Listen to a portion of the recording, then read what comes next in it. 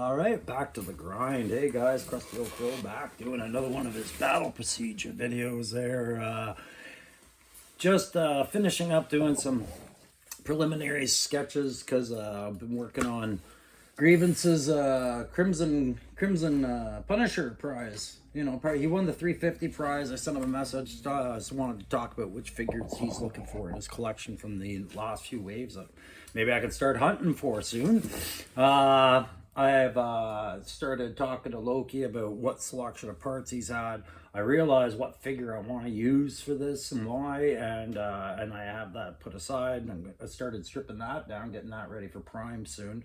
And yeah, everything's going well with that one. We've got a good pace. I'll once I have something to show Grievance, I'll send him something, and then yeah, we'll work that out. I've also asked him about those backgrounds. So the 350 prize contest is the prize is underway. I've got everything set aside for him, and yeah, I've got to start nailing out some boxes soon, man. Like I have a box for Loki Wartooth, a box for Aaron, a box for Grievance is gonna be going out eventually. But man, am I ever getting hammered right now? I just got a parking ticket. Life on life's terms, right? Wow. Just for going to get a checkup, right? Like the healthcare system isn't complicated enough here in Ontario, and Americans, I realize you're out there listening going, oh yeah, tell me about it, right? Ontario, Canada, thanks. No, it's pretty bad out here trying to get the things you need, right? So just like, you can't, you can imagine, but you wouldn't think we were going through it, but we're going through it. And so, yeah, like, even just getting appointments, they send you to these ludicrous small little doctors that they've pulled in and nowhere to park. So I guess I get a parking ticket for that, but that's great. But that's not going to keep me from mailing out prizes and keeping the content going. It's just one of those blows that made me go, today sucks. Tuesday. I don't know if I hate Monday or Tuesday or whatnot in my retirement, but I remember when I was working, Tuesday sucked as bad as Monday, right? It was often the day of deliverance for a consequence of something that really sucked on Monday. Tuesday usually followed up with and this is what it caused bullshit, right? So today I'm going to cover those next steps of battle procedure. I left you off. We did the receive the warning order. We did the maps, quick map, quick time. We did those receive orders, which is a lot of content, guys. And I'm not here to teach all the nuances or anything like that or give you a window into everything that gets considered with orders. I'm just trying to show photographers and diorama guys and guys looking for just a little spark of what's different in military operations than just shooting guns, right? And do all that, like that's what these steps kind of visually I'm trying to show you, and I get little examples on the go just for fun and things like that. And today is no different. I've got all that set up. Whoops, there's that like, share, subscribe sign. Why is that so important these days? Oh God, I don't know.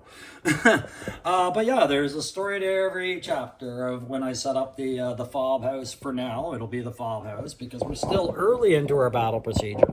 But there'll be an explanation to everything today. But I'm not just going to focus on those two steps, and I'm going to focus on that, that unsung hero that every leader gets when they get a good 2IC. I'll talk about that.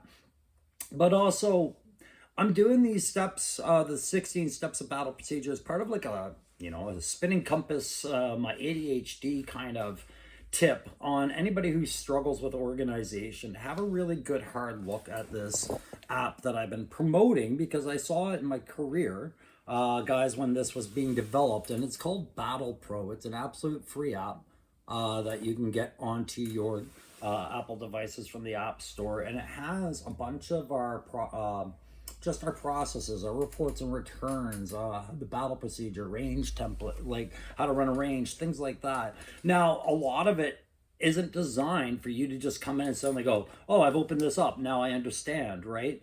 Oh, now I fully understand what a general thinks like. No, it doesn't do that. What it does is a frame of reference for a soldier to use and go, okay, what was the structure I had to follow when I do a mission analysis again? Oh, it's superior commander's intent, higher commander's concept of operations, assigned task, applied task, constraints limit, right? And he can reference that, but he still has to know how to apply that in his process, right? And that's not what I'm here to teach. I'm just here to show you just kind of how these fundamentals work, and I tie them into as I have with the last couple of episodes. I try to tie these steps into what that looks like for, say, a toy photographer, a guy trying to do a diorama. Maybe you're trying to build a new custom fig and really build a slobber knocker of a vehicle conversion or something, right? It's these organizational processes can really help you buy that right window of time to do that right step at that right moment and coordinate everything. So it's extremely beneficial to the point where every military uses it, right? And every commander at every level, and they have for a very long time. Corporations use a very similar structure and framework for their, management courses and things like that. This is the kind of stuff they teach. But everybody, I find, does some level of these steps at some point, but they don't complete the process and they do them out of order. And sometimes it's absolute chaos for them and they wonder why. So that's the benefits of those. That's what I'm going to be talking about. I was also just banging out my my Duke sketch for what I want my Duke to look like. All this talk about Duke, the retro Duke's friggin' amazing. Yes, I will be doing a review on that, but not until I get that snow serpent one done, and I'm going to try and do that tonight. But yeah, Duke is amazing, right? And Duke is one of my 3 section commanders for our little tale there. When we watched orders, it was Duke, Flint, and Airborne. But today we're going to focus on Airborne section. And just a reminder, like I said, like, share, subscribe if you want. That's all good. But make sure you check this channel out. Especially as we come into hashtag May the Power of the Force, where your old crow is going to be telling you showing you a different side of a C-3PO figure review, and leave it at that. And then, of course, I'm on the 6th, so right after mine, on the next rounded hour up, because I'm on 8. After me is old Punk with Toys, doing his usual Monday night ramblings. So I am spending my week doing a lot of battle procedure around that, and I am into prepping my orders, right? So I'm already way ahead of us in this step, and we'll get to it when we get to it. But now I've got a lot of coordination and concurrent activity going on. And concurrent activity is where we get into that 2IC. So what I'll do now is I'll show is another thing I'm going to be showing you today that we're going to do while we do our 2 steps of battle procedure is we're going to build a new map for the CP. And I'm going to explain to you for your dioramas or your photography what these maps should kind of look like if you really want them to look like a good war room, right? Yeah, I know, computer screens are where it's at, but when you are 1,500 miles away from civilization in a war zone where you haven't had electricity that hasn't been created by your own vehicle or generator for the last 7 months, who knows, whatever, right? In the most adverse conditions, you have to be able to still function, right? And nothing beats an old map board. And when we do our stuff, it's a lot of discussion over that map board if we are away from our office, you know what I mean? And we are often away from our office. So it's just a good little vibe. And I was gonna paint this board, a darker color or something, but I thought, no, this is perfect because in an adverse like in the field, you make do with what you got, right? We've busted down pallets and stood them up. So just having a good piece of plank, yeah, somebody would go, hey man, the CP needs a new map board, go build one. And somebody would grab that big 6x6 plank or 6x4 plank, maybe saw it off and build a map board and put it in the CP, right? So that's what we're gonna do. And I'll explain everything on that. And maybe we'll just have some fun discussing it because we'll pull some of the stuff up off the Battle Pro app that belongs on there just for fun. And then photographers can sit there and go, I can do that better. Dioramas can go, I don't even want to do that, but that's good to, oh, that's inspiring for this project. And conversion guys, who knows, maybe you'll hear a few things on here that gets your gears grinding. I don't know, but we'll get there. Okay, so and why are we doing that? Because one of my boards broke, and you've seen my other boards. I have different type of boards, right? So what do you see in a CP sometimes as far as all those maps and boards, right? It is all tied together. Sometimes you'll get the Intel guys, their board, right, where they've got like not so much about the trace up here, but let's look, he's got all those key targets, like when they were looking for bin Laden and all his generals, right? And they've assigned them the playing cards. Maybe you've got some spy footage, other tactical maps about that for an intelligence gathering board like Night Force, let's say, or Star Wars rebel assets like Andor, where they're hiding in the secret back room of a tavern or something. Or maybe it's Motu, and this is this is something that Beastman had pieced together in his cave, and even Skeletor didn't know how smart Beastman was. Who knows, right?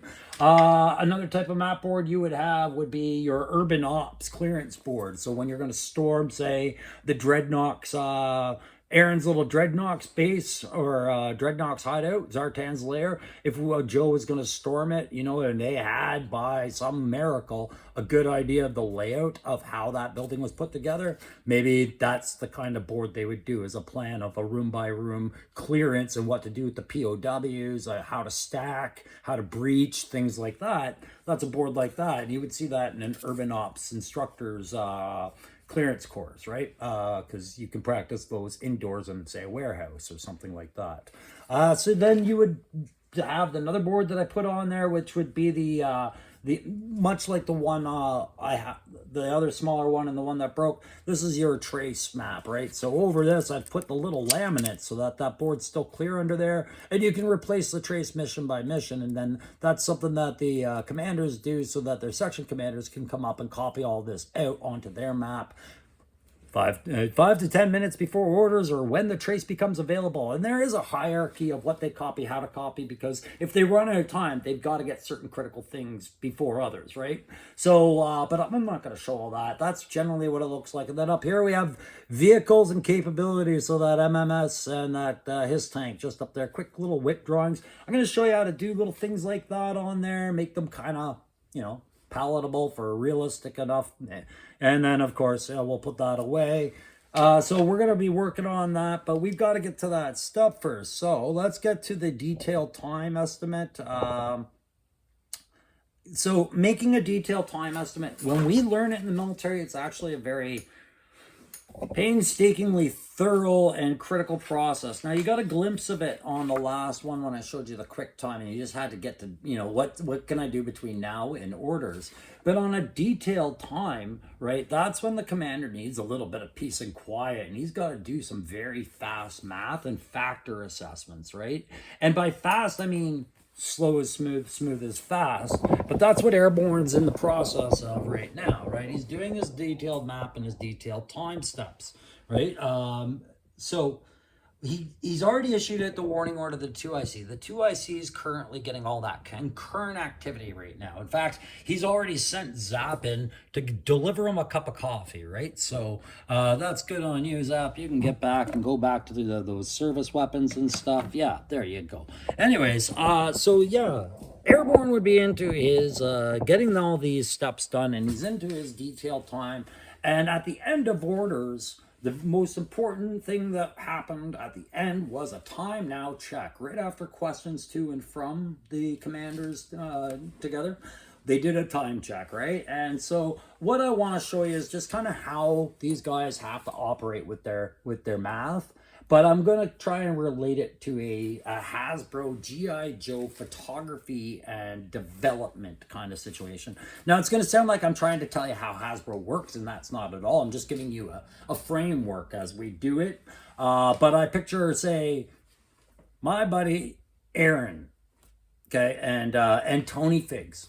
The two of them got hired by Hasbro. Good job, boys. Get me in, right? Like, whatever. They get hired by Hasbro, say it happened a while ago, and they are now part of the G.I. Joe classified projects team in designing things, right? So Aaron will handle the vehicles, Tony will handle the figs, whatever, right? And they've got to have a collaborative project. What should this one be? Maybe with a new, yeah, there we go. So we'll picture this project as Lenny has come down and we have a time frame of 1 year. We start with the time now. When Lenny comes down and looks at Aaron and Tony and says, hey guys, project ready, right? And then he tells them about it and they write Time now, it is April 1st, 2024, let's say. Or, we'll make it 2025. We'll say that they don't get hired in the past. They get hired sometime next year. Okay, so 2025, but in realistic time after orders ended, right? Let's say the mission was like 1302, and I had to have my mission done as delivered in the coordinating instructions and orders and in the mission statement itself when he said no later than NLT. That's an acronym you see a lot.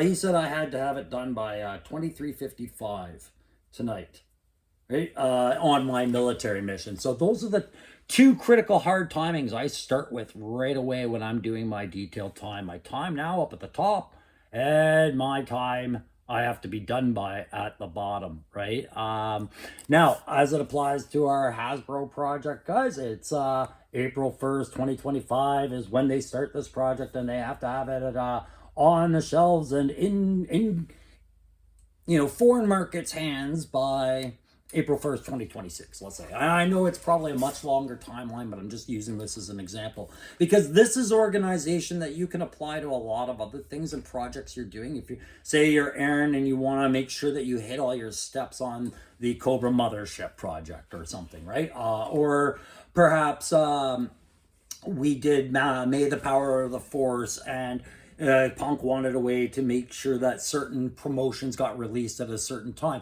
So Punk's doing a process with Allison similar like this, and he's scheduled certain things for a certain flow. He's had a certain consistency. He's done a factor weighing, and he's looked at these timelines, right? So battle procedures happening, and we're seeing it, but yeah, exactly. Then this is just another way to look at it, right?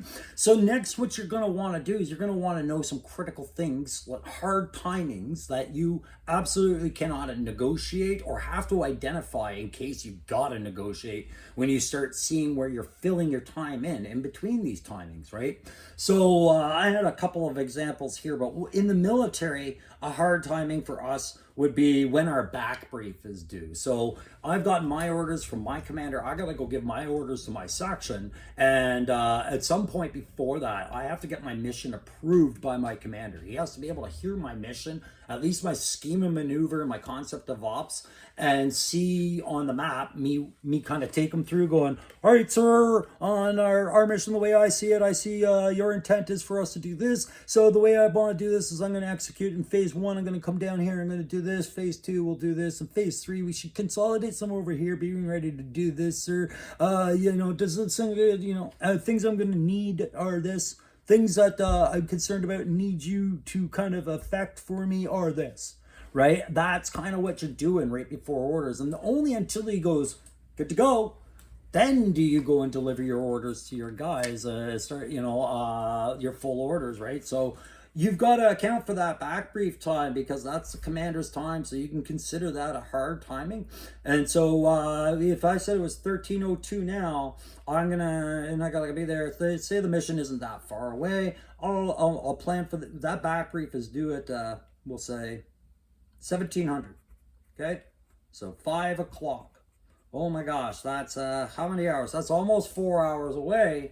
Okay, and what else do I need to know? So if I've got to get that back brief done, I know what's involved in the back brief. I need to spend 10 minutes getting that back brief done. So that is 1650 where I prep my back brief and I give myself 10 minutes. And so that's what the middle columns are for, right? To write down how much time you expect to do this. Okay. Now, technically, if I really wanted to get into this stuff and I liked math and all this, I would feed all this out the same way and show you. But essentially what you're doing is you're writing in these hard times. Oh, and no move before. Oh my gosh. NMB, another acronym we use all the time. It means if you move, you blow the whole plan. Do not move your vehicle or your personnel before this time into action. So that would be a hard timing. And I would say that maybe he gave that at 90, we'll go 2000 hours. 2000 hours, that's giving us a few hours on mission. Sure. Okay, so 8 p.m. is no move before time. Now, I can move any time after that. I don't have have to move on my no move before, but I cannot move before it. And that's the thing, right? So now you're eating your own time if you're not making these timings. So what you're doing is you're taking those hard timings and then you're looking at the time in between and asking yourself what else needs to be done, what's concurrently going on, and filling in how much time does that take. Okay.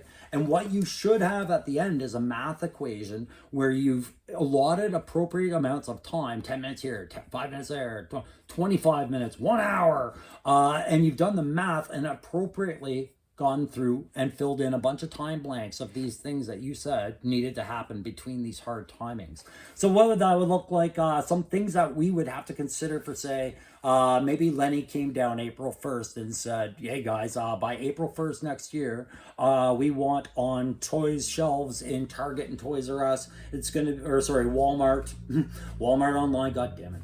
The Night Force Ice Cream Soldier Ice Cream Soldier and MMS pack. Okay, so this Night Force Ice Cream Soldier, and he's coming with a Night Force MMS. Somehow this is going to be different than what you see with Cobra. Go, right? And you're like, okay. So now Aaron and Tony have to get to work on that, and they've got to weigh in what has to happen in there. So they've got hard timings themselves. They've got to have, and this would be all delivered in your coordinating instructions at orders, right? All part of that execution, right? And your coordinating instructions and timings part. Okay, so they would have to meet a hard timing of initials the designs do. So here's our sketches, boss. This is what the MMS I think it's going to look like. This is what I think Ice Cream Soldier is going to look like. Boom. Right? They'd have to eventually there would be a date for when the digital releases are due. So when that's got to go over to the graphics department and be applied, regardless of where they are in the model, the digitals can be done, at least a rough draft, right? When the name drop is getting dropped, when's the next Pulse Live? What's the promise to the stakeholders here? They have these hard timings belt fed to them, right? Box art is due. You need to have a prototype due for this Hasbro Pulse. Assembly needs these pieces by this date, and then you fill in the blanks the same way I did before. All these hard timings, and that will tell these guys exactly how long they have to really dick around and develop this stuff, right? How long do you have to get that MMS fully put together? Is it 6 months? Is it 3 months? Is it 1 month? Like by the time you've done all your battle procedure detailed time estimate, that's what it is. And some of these timings are going to become timings that you're going to deliver to your team, your section, or Aaron's Aaron. Oh man, he let me and 3-Star come help him with the MMS, and Missy, right? Great, we're all helping him. He's got to back brief us on all these timings so that we are aware of them as well. All the stakeholders and all the people involved should be aware of these key timings, right? And if you watch, that's exactly what Hasbro does. They tell you when they're going to schedule a pulse. They let you guess at what's being discussed, but these are project timelines that they've already decided on well in advance, right? So that's a detailed time, guys. I don't want to spend much more time on that. Let's have some fun with some detailed map. But before we do that, let's talk about that ever valuable 2IC, all right? So a 2IC is the next guy in line to do your job if you're airborne, right? So you want to have a really good 2IC. You don't want a bag of hammers. A bag of hammers can absolutely ruin an entirely well-planned and good operation for his commander by not doing his job properly and not really being attentive to the commander's needs. You should always be thinking about anticipating your commander's needs, and you do that by understanding where they are in their battle procedure, right? So while Airborne's off working orders, right, his 2IC rock and roll has to be managing that section and making sure that certain things are getting done. So we're going to look over here and we're going to say, okay, well, what's going on, Crow? Well, Zap's just come back in and he's all ready to get back to cleaning weapons. That's one thing the 2IC is managing right now. He's managing a couple of things, this rock and roll Craig McDonald, you beautiful beast of a man with that glorious beard. He's managing a couple of very valuable things right now. He is managing the troops' welfare and the equipment and preparation for all the next mission replenishing the ammo, making sure guys are fed, rested, making sure that certain rehearsals get done if the guys are brushy, especially if they have a new section member like Joker and Bomb Strike, right? Making sure that certain coordination is done, like, hey, man, we're working in a foreign country. We got to go make sure we get our translator booked, so we, get one from the pool of translators available. Make sure vehicle maintenance is being done and kits being taken care of and stowed properly. All this concurrent activity is done to prep for that next mission. So Airborne over there doesn't have to go out of his way and tell them that's what's got to happen, right? And actually, before I put that down, most importantly, in my opinion, is this. Ye old morale. Okay, morale is another thing that the 2IC is also managing. It's not, it's an implied task, right? He's supposed to be managing their welfare and their health and their time and making sure that everything is being done to keep them battle ready.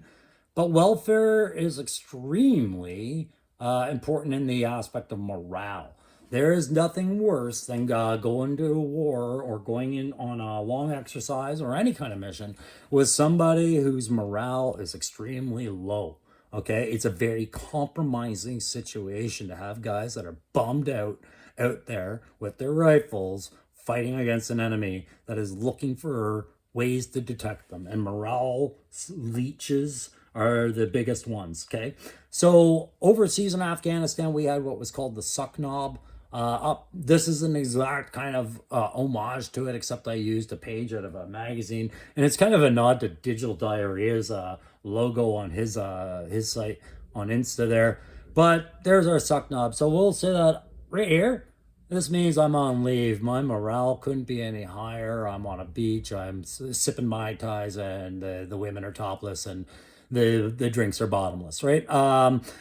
That's the best case, okay? And then when we get over here, and now this is a poop healthometer, so white poop is very bad, right? So over here, this is the worst the morale could be. This means nobody can find a semblance of a smile, no matter what aspect they look at the day, be it the mission, be it the environment, be it their home life, be it their relations with each other, their trust in their command, the enemy oppressing them, the weather, whatever.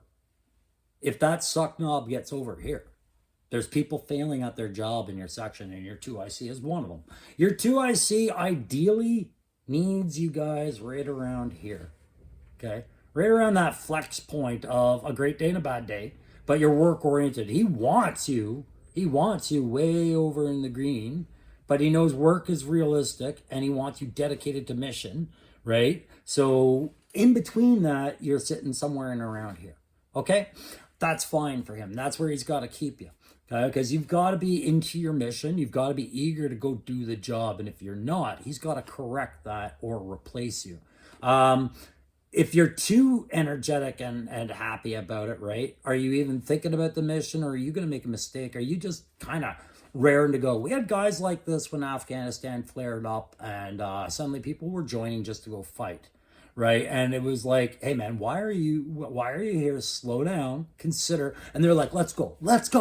Right. And it's like, okay, you're way too far over here. You're not in the moment with us. Okay. Be in the moment with us. Right. So we would have this knob in camp, and that's exactly kind of one of the things the 2IC is managing, and it's a juggling act, but it gets them ready for the next chain, right? So other things he's managing on top of that: troop morale, welfare. He's watching things like their feet, making sure they're eating. If a guy starts getting the sniffles and coughs, well, guess who's not going on my covert patrol tonight? Sorry, bud. No, Zap, you're staying back, buds. Things like that. And also very important, like I said before, the replen and the maintenance, right? Weapons maintenance. And one big thing is getting those, making sure those weapons are in their best operating order. So while Airborne is working out orders and doing all the big picture stuff, you'll notice like Bomb Strike's cleaning his gun after she's cleaned his. You'll see things like those heavy weapons being cleaned by multiple people, not just one, even though only one guy carries it. Why? Because it's a section support weapon. It's a team weapon. Really, it's helping the team out by putting out that high rate of fire. Well, with that comes a lot of carbon and a lot of mess. Everybody clean, right? So you can imagine how vehicle crews clean their weapons. It's the whole crew. It's a team, right? So, anyways, that's enough about the 2IC and the background activities. And in photographers, you can see kind of where I'm going with that. Like the 2IC is kind of maybe your Joker. Maybe he's your dickhead. Maybe he's just the whip. Who knows how you portray him? And you can see activities going on, guys loading vehicles, guys doing PT, maybe guys eating, all those little scenes, all concurrent activity under the supervision of a 2IC character. Okay, so I'm going to work this map board and talk about a detailed map. Some things that you're going to want to look for on a detailed map in a CP setting in a G.I. Joe world. Let's pretend we're approaching this realistically. I've got to get out some colors. We need 4 primary colors, guys. We need red, blue, green, and yellow. All right, so I've got, I know I had a yellow somewhere. I just might have to lift yours up because I think it rolled. No, that's the black. We do need black as well. There it is. What do you got, sir? Oh my gosh, what a sloppy mess. Hey, how you liking my lower jaw? Is it all good? You guys liking my lower jaw? All right, so we need our yellow. We need our blue. We need some green. That blue's probably dried out. Blue, green. Where'd my red go? There it is. We need some red. Red denotes the enemy. Blue denotes the friendly. Green denotes obstacles. And yellow denotes unknown. Okay, that's all you really need to know about it. That's about as deep as I'm going to get into it. I'm not going to get into what map symbols do what, but you'll notice that every unit and every type, if you really go online, Google map symbols, you'll see that every unit of every type has a little box icon or triangular icon or whatever icon, but some geometric shape with some sort of little diagram or icon in the middle of that box with lines or dots or slashes above it and dots below it and all these things. And they're done in like a phone fan out list almost. And that is your force organization of a military. So those map symbols that I just discussed, they all represent a different type of unit on the map. So let's get into situation enemy. And these are the things that Airborne is considering when he's staring into his map about, what his mission looks like. Say his assigned task was to strike this building, all right? And 2 section and 1 section have different tasks, but this is his, and his is actually the main effort down here on the task board for the commander. Like no matter how bad this whole operation goes, in the end, the one that has to succeed is the third section's mission, right? So we're just going to go in and we're going to put some positions of enemy and pretend that they're on this map, right? So one, I want to have an enemy boundary line on here. So I think the enemy at this point, if we're advancing, say Night Force is attacking from here, we'll say that the Cobra boundary of influence in this area, we suspect they have a defensive position probably somewhere there. So, well, can't suspect it. We know it's there. We know it's there, right? So we've got this little area, and we got a little Cobra icon, let's say, right in the middle of it. Bap, bap, sneaky head. There you go. That's an enemy spot right there. You can draw it finer, do some better hashing. I can bang that out a little bit more after that. But what units are there? Okay, so you can see down here on my map, I'm almost writing over a legend here. So I'm going to draw a line, very straight, and I'm going to put a box like this, right here. And that denotes like a company's strength of, say, infantry, right? We've got it there. We've got another one here. Okay, and it's important that everything is geometric and whatnot. I'm doing it really rough, right? Because I can replace this map another time, and I'm trying to show it on a camera. So everything's geometric and linear. Like if you can't put your icon over an area because it's an important detail in the map you don't want to cover, right? And this is another reason why they use laminates when we go to look at this in real time. everything's linear for the reason that we use our tools correctly, right? So these are what these kind of stencils are for when the military uses them for these map icons and things like that. And certain things mean certain things like EW, maybe minefields and things like that. So he's doing that. Airborne's up there doing that, doing all that with this. Now, maybe we suspect also there's a Cobra. We know there's a Cobra OP there, but now I'm going to break out the yellow, okay? The entire reason why 2-section is going up to this marina area from here, perhaps they've got to go define what is the conflict that's being reported in there. So we've got a yellow conflict zone there, which might be resistance fighting against Cobra. It might be Cobra infighting. They got to define that. That's more of a recce mission. So that's what the mission they were given in orders, right? So that's our yellow. It's just an unknown area at that point. We don't quite know what it is. And we could draw one of those map icons going, I think there's an unknown company of infantry in there or a platoon, right? There might be a mechanized column and I don't know what the vehicles are, right? If you don't know if it's friendly and you don't know if it's enemy, you still got to identify it, right? Now I jumped ahead there. I should probably be content with just having shown you that for enemy. I got to put my allied forces, my friendly forces, right? I'm going to have my flanking forces to my west and flanking forces to my east, and I'm probably going to have a little blurb about who they are, blah, blah, blah, blah, blah, blah. This is October Guard, they bring mech infantry, and this is Crow's RDC, they bring nothing. No, they bring vehicle support. Okay, there you go. So just written off to the side, blah, blah, blah. And then I would want some sort of idea of all this stuff, like which way one certain map icon of infantry or whatever. Maybe they're amphibious assault infantry, clearly, and where their directional is going to go, just like what you would see on the Invasion of Normandy kind of maps, just stuff like that. That starts all making more sense. But if we go one further, I did skip over what black meant, and that's the ones that you kind of see on my map that we use for a lot of our stuff, because it breaks down the area into almost like these report lines is what we call them, right? So these coded words that we send over the net, that when we cross them, that's where we are. And the CP that's monitoring us kind of has a ballpark idea of where their assets are, not by giving them grids, but by giving them words. So let's say we had a theme of words, and I'll put in a couple of report lines just for first section or second section, because they are being very stealthy. This is a recce mission, and maybe for them, they're not an overt force, and I'm worried about their stuff getting picked up on the radio. So I'm going to give them 3 report lines right there that they have to cross in their boundaries, right? That's what I've done in black. Okay, and this is all very important that Airborne has all this stuff, so that these are his control measures that his plan has to stick to, right? And he has to be, just because 2-section's doing a recce mission and he's doing a bold frontage, and he's the main effort, doesn't mean you don't have to be aware and get the general idea of the other guy's trace in 2-section, 1-section. Because if your mission's a success, but something gets tar pitted down in 1st section or 2-sections mission, guess what your next task is? It's to be it all on over there and lend support. So you have to know kind of what's going on.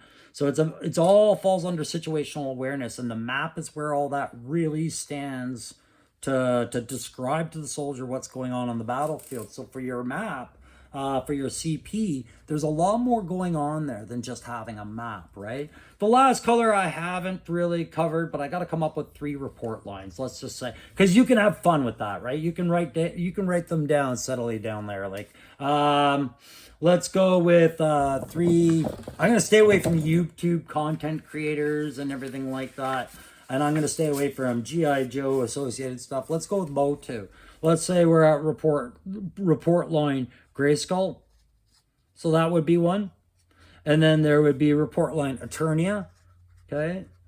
And say report line, what's another good one? I don't watch Mo2, eh? So we'll say Skeletor's cave or something, whatever. You guys can yell at me in the comments later, but it's the example. Okay, so what those represent is, say the objective is at grid 9, 5, 1, 2, 5, 4, 9, 9, 0, and you're up here north of that, right? Okay, so if you're moving from the north down to this grid, that's exactly where Zartan is holed up in a porta-john, after a Casadilla night, and this is your chance to nab them, whatever, and you want to be stealthy about it like Night Force would be. Instead of telling guys, all right, guys, we are exactly 400 meters away from the objective, you would just say, I'm Grayskull now, out. Right? Grayskull now, out. And then 200 meters away, Eternia now, out, right? Oh, I'm just about to kick the toilet paper out of his hand and knock the thing over. Oh, it's going to be hilarious. And then we'll bring him in smelly. The MPs are going to be mad. No. Skeleton's cave. MPs are on standby. Everybody's got nose plugs. We'll hose them down. Okay, there. So that's what's on these report lines that these guys are measuring. They're control measures for electronics and radio communication and things like that. What other little things can we throw on a map board that's fun, right? So I prepped a couple because we're getting to the end of the video. But here's your section task board, right? So like I said, first section, maybe I wanted to accentuate a little diagram of where they're going to. First section was doing, say, the top of that building, right? So I would give them a list of a little blurb about what they've done. And I pretend there's writing on here, you're doing this, and there'd be bullet points. So those are their key tasks, whatnot. And then in phase 1, they're going to do this, phase 2 this, phase 3, they're responsible for this, and then there's a note on phase 3. They have a special responsibility in phase 3, right? Same stuff where for second section, whatever they're doing, whatever little responsibilities, or maybe there's an at with them, so we'd go at, plus this, all that stuff. This is just an information board dedicated to Airborne, Duke, Influence individual sections, right? You can do stuff like that. Down here, a little dangly, this is an OP report, right? So if you go back onto the Battle Pro, and this is where this thing goes, you can see we have all sorts of reports and returns, and it can give you a whole bunch of different ones, like a casualty evacuation request. When I was in, we called them 9-liners, but they've ever-changing format. But this is what Doc would radio in a scene where somebody was injured, right? And these are the steps that it would follow, It would say the requesting unit ID, so Doc would have to identify who he is, where he's at, and where he wants that pickup to be, right? Maybe he's in a dense forest line. He's got to get the guy to a clearance where a helicopter can land for the Dragonfly, right? Destination, where the nearest ambulance. No, I got to take him to the field hospital. That's 2 clicks out, much closer than that hospital in Germany, like 38 kilometers away, wherever you are, right? Casualty details, so how many, what status they're in. If you know your triage conditions, are they probably 1 or 4, right? Things like that. So you can see how these reports and returns can kind of set up a little scenario for photography or a diorama shelf, right? And getting into this gives you a little bit of fun things to make you look at your Joes from a different perspective.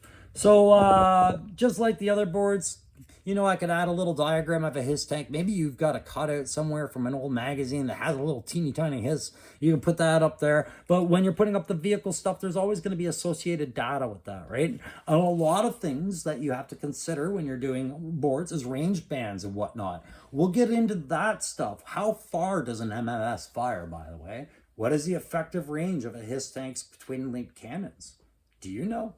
I don't either, but we'll explore it later in battle procedure when we start getting into the estimate, which, now that we've done our initial warning order and we've done our detailed time estimate and map study, we've got to get working on outlining the plan. That plan, as Airborne, is putting all the obstacles and his routes and reports and all the other concurrent stuff, starts to show as he starts to go through his map and going, okay, I am here, I have to get to here, between here I have to deal with this. All right, I'm going to bypass that. Okay, over here I've got to do this, I'm bound by this area, so over here I'm going to do a little listening halt, right? And then once I'm done that listening halt, I'll advance, but I'm going to punch it out to the east. I see some good cover over here. From there, I'm going to send that report line that was Skeletor's Cave.